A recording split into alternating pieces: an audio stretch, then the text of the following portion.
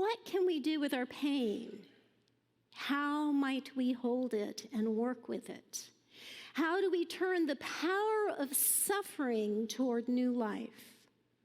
The way we answer those questions is critical, because violence is what happens when we don't know what to do with our suffering.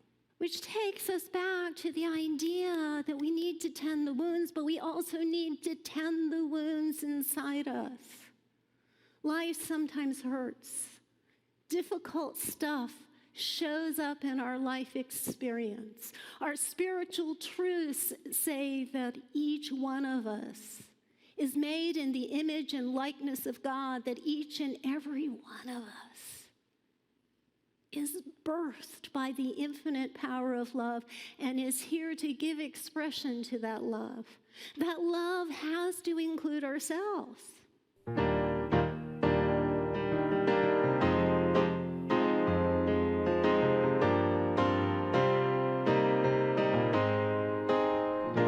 There seems to be a love theme here this morning. Thank you all. Thank you, Matt. How many songs do you have about love? Lots, right? Love is a theme we hear over and over and over again. We sing about love. There's books written on love. We talk about love.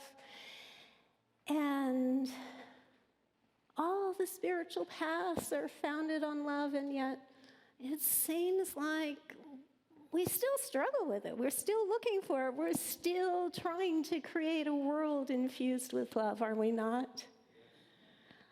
And we're going to get into that in a moment, but in my little drama over my microphone, I forgot to take a moment and to acknowledge the people in Libya and in Morocco.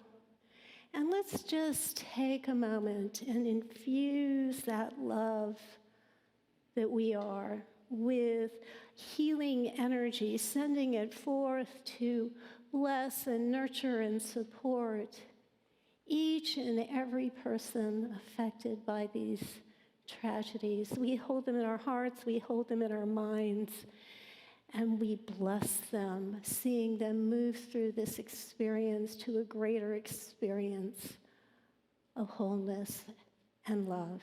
And so it is. Amen. There's always so much to pray about in our world, isn't there? So if we go to the Beatles song, you know, the living love really stood out for me as I was preparing for this Sunday. And, you know, like I said, we struggle a bit with trying to really live from a loving space in this world. And so what would it look like? What would it take for us to be love at each and every moment? And I think part of this is getting really clear about the nature of love. You know, it's so easy to think that love is kind of this soft, sentimental kind of thing, which it can be, and something that just kind of happens to us. But I'm reminded several years ago reading a book by Stephen Covey, and he was talking about love, and he said that love is not a noun. It is a verb. It is a verb. And so if we really want to be the space of love, we literally need to practice it. We need to participate it. We need to be in it. And one of my teachers on love of the past couple of years is a woman by the name of Valerie Kaur. Valerie is a Sikh American, Sikh, S-I-K-H. I've always heard it pronounced Sikh, but that's not the way she pronounces it. And before I kind of talk about her concept of revolutionary love, I want to acknowledge that the Sikh religion is an Indian faith, and that it's really devoted to the idea of loving service. They talk about seeing no stranger and serving everyone. And a beautiful example of this is a friend of mine went to the Parliament of world religions, and there's something like 4,000 or 5,000 people there. And the Sikh group from the UK served food to every single person throughout the conference.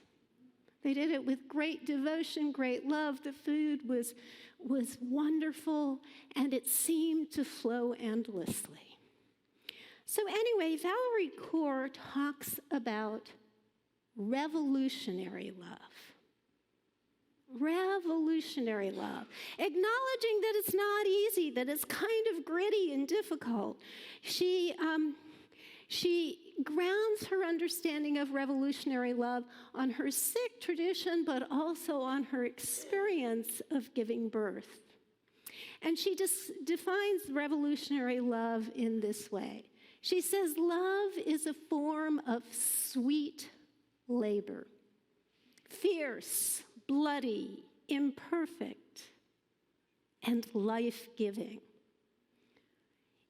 A choice we make over and over again. Love is a labor. It is a labor that engages each and every one of us. Not something that is passive, but something we need to choose continuously over and over and over again. Kaur goes on and says, revolutionary love is the choice to labor for others, for our opponents, and for ourselves in order to transform the world around us. A choice to labor for other people, for our opponents, and for ourselves so that we can transform the world. That's something I want to engage in. And I'm very mindful that this takes practice. It takes an ongoing activity of choosing to live in that space no matter what the circumstances. Revolutionary love is grounded on a sense of wonder, a sense of curiosity. Do you remember what it was like when you were a small child? Do you remember the sense of wonder? You'd be outside, and everything was fascinating. You wanted to learn, you wanted to explore, you wanted to understand. And that sense of wonder was so intense and so pervasive that you could feel your connection with it all. I'm reminded of Myrtle Fillmore's experience as a child, and she spent lots of time in nature. She's sometimes described as a nature mystic, but she speaks of this deep sense of connection. And that is the experience with children. They're just connected. They don't feel any sense of separation. They live in the consciousness that they are a part of it all. And things kind of shift and change as they grow older. I can remember the journey my children had embarked on. You know, they were kind of merged with everything, especially me. I couldn't move, you know.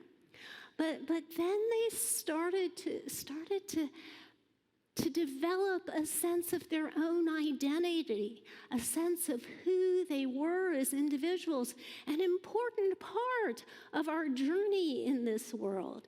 But as that occurred, what happened, and what happens for each and every one of us, is we begin to move into this idea of separation. There's a sense of this is me, and this is not me. This is me, and this is you. This is me, and that is other. Other. Do you notice how simply, how easily, how innocently this starts? It is part of our journey. But it can easily become a journey that starts to separate out and to see ourselves as somehow better than others. To separate out and to create a sense of being threatened by the world out there because it's not me. And this can lead to a place in which we judge others, we marginalize others, and we create all kinds of divisions that deepen the disconnect in this world, that limit the experience of wholeness and the experience of love that we all seek. So revolutionary love invites us to turn to wonder. First of all, we turn to wonder by looking at the people outside of ourselves and choose to love them. And this again comes from the Sikh tradition, this idea that there is no stranger. And so that person over there, that person over there, that person across the world is a part of me that I don't yet know. Just think about that for a moment. Think about how that connects you to people in a different way. If you went through your day and you encountered people at the grocery store and you said, oh, that person over there I've never met. Isn't that wonderful? I can be curious about them because they are part of me that I don't yet know. By opening up and becoming curious about the other, we begin to welcome them into our essence, to notice who they are, to listen more deeply to their stories. When we can look out there and see no stranger and see everybody as a part of us, it's easier to see the value, the worth in the other individual. And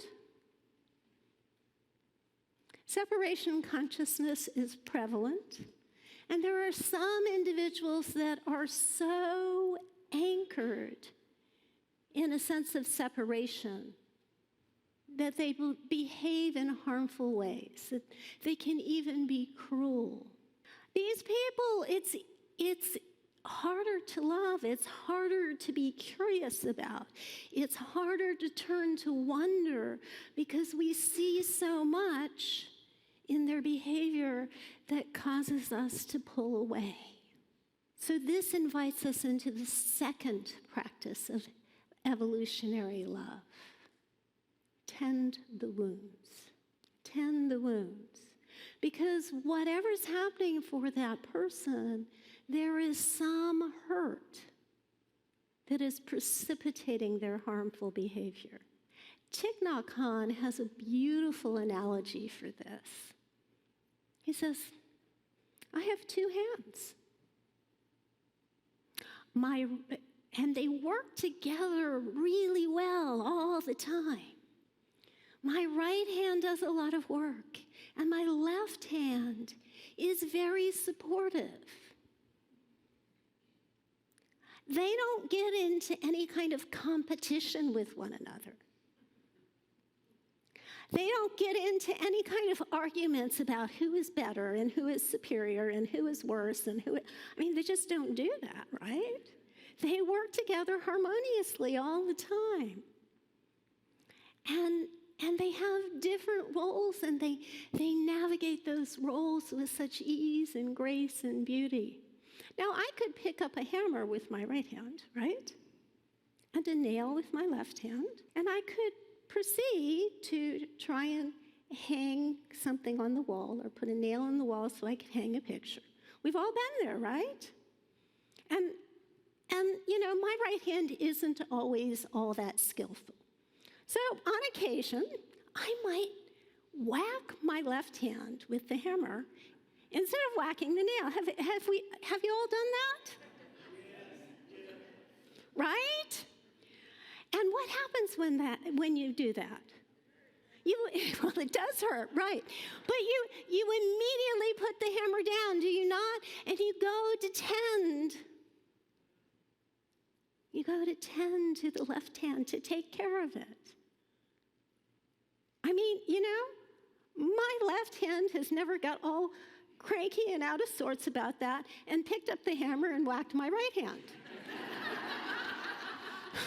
Just never happens.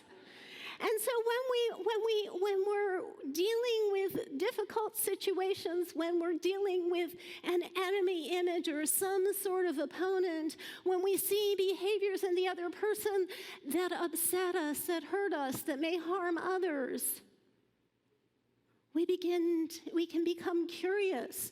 We can turn to wonder. We can wonder what is alive for that other person.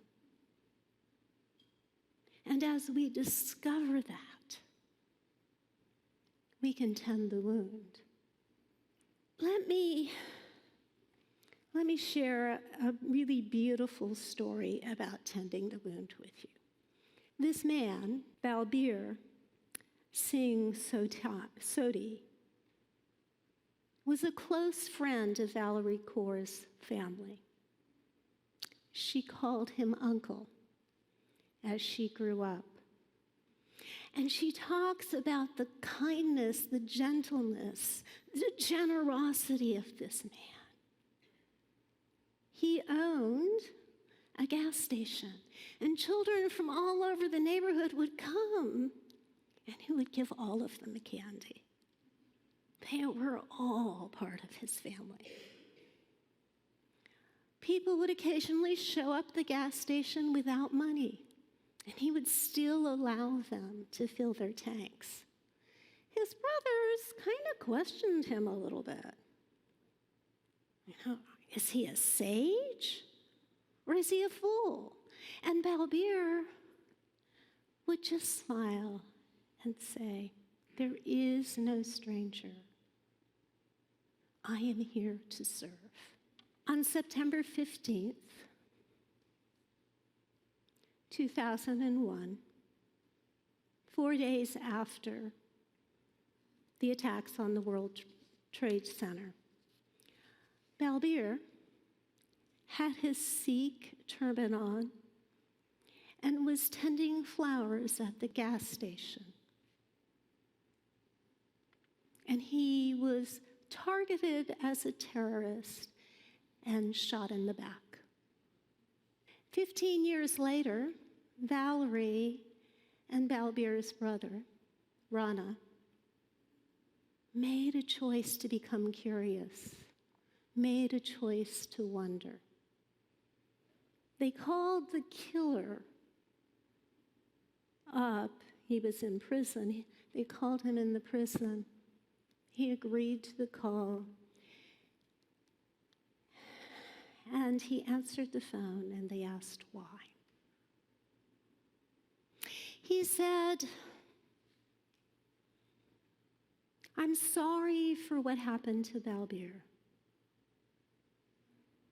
And I'm also sorry for all the people that were killed in the 9/11 attacks. Valerie talks about being kind of triggered by this because it didn't seem like he was taking accountability. But Rana moved closer into wonder. He said, this is the first time I have heard you say you're sorry. And Frank said, yes, I am sorry. I am sorry for what I did. And when I die and go to meet my Maker, I'm going to ask to see your brother. I want to embrace him and ask for forgiveness. Rana's response, we have already forgiven you. We have already forgiven you. It's already done. tending the wounds. Forgiveness is not always easy, but it is powerful. It is transformative. My husband, who's also a Unity minister, says that forgiveness is giving love where it was once forgotten. This man forgot love, but they returned love to him, helping him to see his essence. Kaur talks about forgiveness as freedom from hate. Because when we allow a painful situation to fester in our hearts, it will harden into hate, and it will reach out and harm others. So the second act, the second practice of revolutionary love is choosing to tend the wounds, to give love and forgiveness to our opponents. And that's not always easy. Some situations impact us very deeply. Cora points out that it took her 15 years to be able to make that call. And so she says that when we find ourselves really experiencing all this dissonant emotion, we need to turn to self-love, which might be the most difficult step on our journey. Parker Palmer says, "What can we do with our pain? How might we hold it and work with it? How do we turn the power of suffering toward new life?" The way we answer those questions is critical, because violence is what happens when we don't know what to do with our suffering. Which takes us back to the idea that we need to tend the wounds, but we also need to tend the wounds inside us. Life sometimes hurts. Difficult stuff shows up in our life experience. Our spiritual truths say that each one of us is made in the image and likeness of God, that each and every one of us is birthed by the infinite power of love and is here to give expression to that love. That love has to include ourselves. So when we're struggling, we need to become curious. We need to wonder about our own experience. We need to be willing, as Valerie puts it, to breathe and push. The breath, like the breath of labor, is about leaning into the experience and moving through it, allowing ourselves to heal by exploring the whole situation from a deeper, more profound spiritual level. And when we do this, when we breathe deeply enough, we can breathe into the pain so it doesn't turn into hate. We can choose to let our hearts break open rather than break apart. And ultimately, this practice returns us to our own wholeness, reminds us of our spiritual essence, reminds us that we are the pure expression of the infinite, and the infinite is an expression of pure, unconditional love. I'm reminded of Charles Fillmore, who talked about love as gravity. That love was the force that held all the planets together. Love is that connective energy that returns us to our wholeness, that reminds us that everybody out there is a part of me that I don't know. You're all familiar with 1 John 4:16. God is love, and those who abide in love abide in God, and God abides in them. Abide in love, live in love, be the essence of love, give it away freely, fully, completely. And when we do that, when we labor with love in this way, we can then begin to push that love out into the world. We can then begin to be participants in the healing and the transformation of our world. So this is my invitation to you. Love others. Recognize that each and every person is a part of you that you don't know. Love your opponents. They're hurting. Tend their wounds. And love yourself. Love yourself.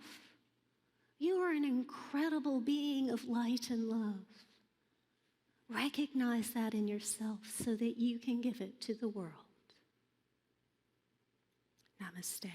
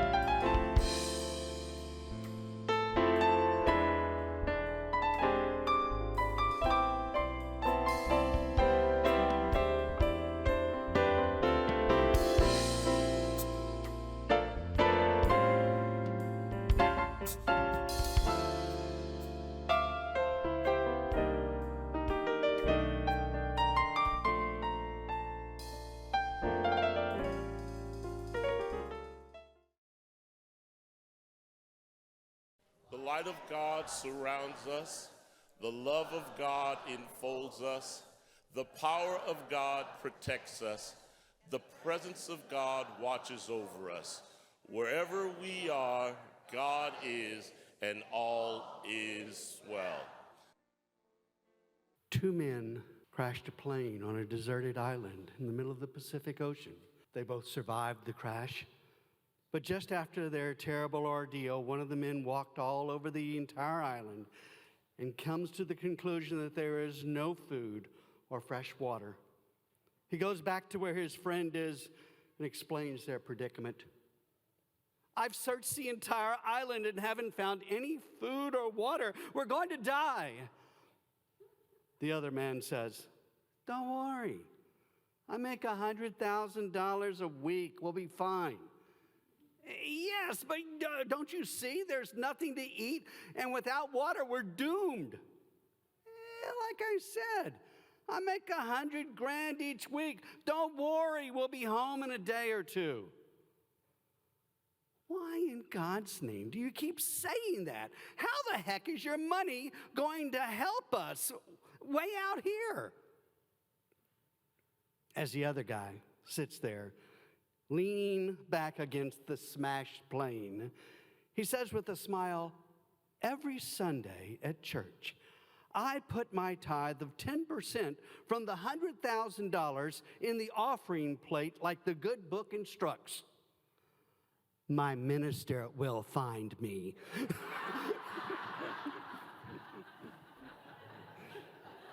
So let us be happy givers here. Now is the opportunity to support our spiritual community and experience the power of giving and receiving without offering. I invite the ushers to come forward. There are a number of ways for you to give, and they are showing on the screen. Whether you're giving through our app, text to give, in person or online, we are grateful for your generosity and know that it will return to you tenfold. If you give electronically or through recurring giving, we have cards in the pews that you can use to activate the power of your generosity. Pick one up while we speak our offering affirmation together. Divine love, through me, blesses and multiplies all that I am, all that I have, all that I circulate, and I am grateful.